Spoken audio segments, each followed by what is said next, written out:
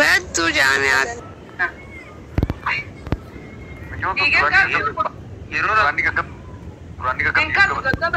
gaba halkan san duraatine halkan san dalkan duudiyam to kana shakarata sente wallahi azkam na ajibun shakarata sente shakarata san tinturre daqiqa soddobatina ne royan sini baati miyotana wallahi wallahi khanin arrab ne khiya arrata ne yon kida na tijibe di arra ne khiya kun dakan si sari gogo gudanda wallahi gujahan qabul rabbi nabi khaisi boda maka khayin dati di kam okay mana nanjan Reza Juma. Reza Neko di.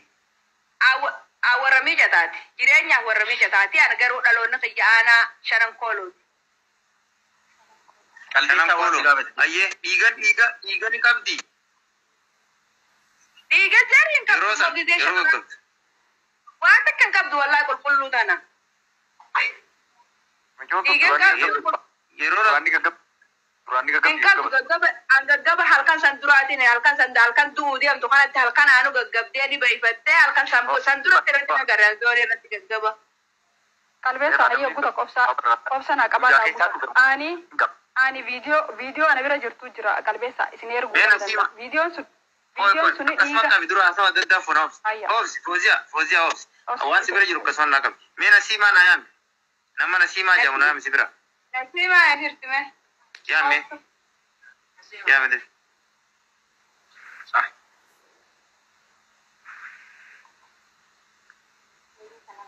सलाम अलैकुम नसीम आते कोरे रबाब थे मी वालेकुम सलाम कोरे बाबा ने कुछ ना कर रहा यानी मेला रंजुता मेला रचवा तक ना कर रहा कर लाले चिंदगी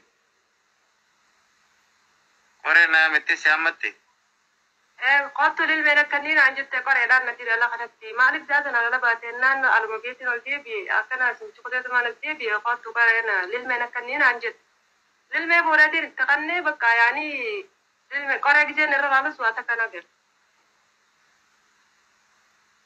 أوكي أكن كيس كيسير الله تساني وقسي نواج جل كاتوغارة من دلالة في ستة كانمني وقسيني والله تسان نمني والله تنام دهني جراسين كيسا تكالا استي هيراسته ما أنا ولا لانيو ولا ترم تفا ولا لا بليت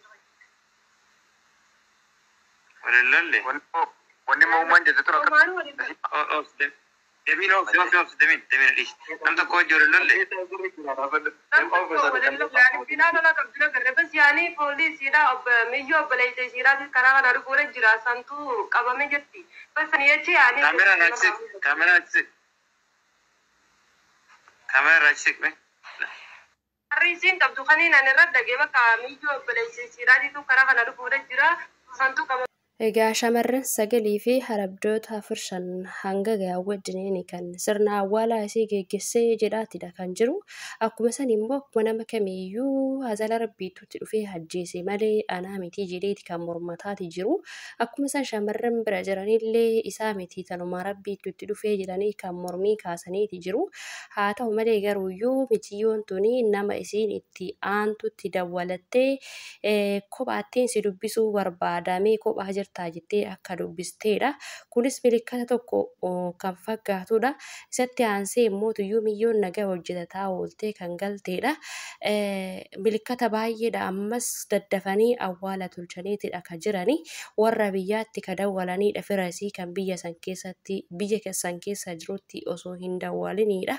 Kuni milikkata baay'ee kan ta'udha jechuudha. Haa ta'u malee garuu akka yaada mataa kootitti warroonni achi yeroo san jiranii fi abbaan manaa isillee akka seera jala oolanii reeffichillee bakka awwaalamee bahee akka maramuudha akka kan kootti yaadni kan kooyi. Assalaamu alaikum warahmatullahi wabarakatuh. Warroonni amantii biraas akkam jirtu nagaa jirtu. Viidiyoo kana sheerii godhaa akkuma isaan laayikii illee godhaa. Yaada keessanis koomantii jalatti naaf barreessaa isiniin jedha. Ani waan akkanaa kana ni beektanii gabaasan godhu garuuyyuu baay'atee jira jechuudha. duuti shamarran keenyaa baay'atee jira. Kanaafuu taqaawwamni ofirraa dhaabuu qabna kan jedhudha jechuudha kan viidiyoo hojjetu na dirqe. Ani waan akkanaa kana ijjeeyyee wanta booyaa kan hojjechuu hin jaaladhu jechuudhaan hani. Kanaafuyyuu garuu wanti kun baay'ateetidha kan jiru. Kanaafuu fuuldura dhaabbannee taqaawwamuudha qabna. Obboleettiin teenna waa sitti himadhaa wahii rakkadhee jettee nama firaasiitti osoo haasaa jirtu carraa silkii san haasoftee xumuruu hin arganne namichi sunis gaabooddee dawwalaaf jee ofirraa silkii cufe erkaaniin bakka sanaa deemee yookaan bulee dawwalii fi illee silkiin isii cufaa akka ta'edha kan inni dubbate. Namni biraa immoo viidiyoon dhiigaa wal dibamee nu bira ni jira jedha. Kana hundumaafuyyuu warri itti gaafatamaa ta'uu qabu warra achi yoo san jiranii fi warra sirna awwaalaa godhes warra mana keessa jiraatanii fi ifuma mataa isaa abbaa manaa isiitidha kan lubbuun mucayyoo kanaatiif gaafatamuu qabudha. Inni illee garuuyyuu ani wanta kana hirraa wanni fixim jedhee kan waakkachaa jirudha. Kanaafiyyuu akka seera jala oolee reefichis seeraan ba'ee akkaan maramu kan jennu illee yaada keenya kan kaasutti jirrudha.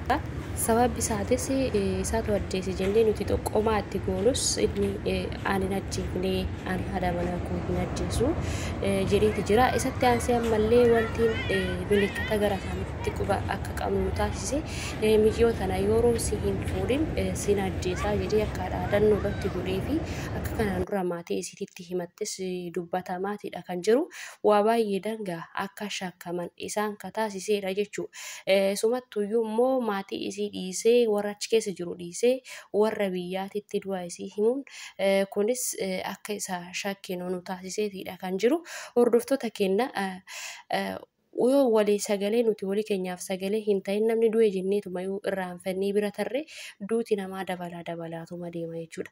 Namni nama ajjeese hanqa bakka qaamootutti wanta qabne gadhiisuu hin qabnu jechuudha. Kanaafuu itti gaafatamaa lubbuu mucayyoo tana shamarran mana san keessa jiranii fi abbaa manaa isaa ta'uudhaan kan nuti shakkine kana isaanirraa kan qulqulleessan qaama ilaallatuun wajjin dubbataatidha kan jirru. Akkana mirkaneessan abdii guddaa qabna isiniin jedha. Bee anas ta'e isinillee jecha kana dhaabbanneetti haa yaannu jechuudha. Namni tokko ganama yoo nagahaan bahee hojjetataa oolee nagaadhaan gara mana isaa gale akkamittiin du'uu danda'a? Ishii tarabbii taanuma rabbiiti jechuudha. Rakkootu jira kophaatti na dubbisii jetteeti kan nama firaasiititti dubbatte. Namni firaasii sun immoo homaa baratamaa ta'ee jedheetu yaaduu danda'a.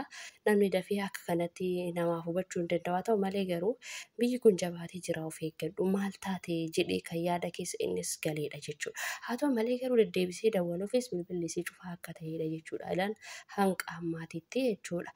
Kanaafuyyuu warra mana san keessa jiraniinis wal lolan ta'a. Abbaa manaa isiitiinis wal lolan ta'a. Haala kulli haala viidiyoon qubatti sawwaramanii jira jedhanii odeeffannoo irra geenye kan isin biraan geenyeetiin haqa obboleettii teenyaa barbaaddannu ta'a. Obboleettii teenya dheega isii rabbiin haa baasu. Dhugaa isii rabbiin haa baasu. Ammallee immoo reefka isii gara biyyaatitti akka galchinuun isin gaafadha. Galatooma waan nu wajji turtaniif.